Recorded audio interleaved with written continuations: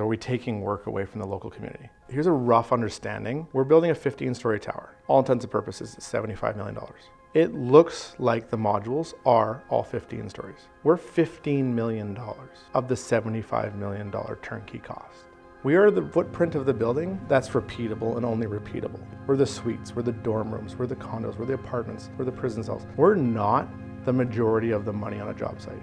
The majority of the money and the labor cannot be exported into a modular facility. Underground, subfloor systems, craning of the modules, tying of the modules together, rooftop units, oftentimes cladding of the modules, occupancy. Those are all and forever will be on-site. And so I say to those people, before you're becoming this protectionist of your city, your province, your country, or your union, by the way, I very much applaud you for doing, take a deeper dive into the numbers. And I think quite quickly you realize that the protectionist component that you're striving for is not as necessary as you think.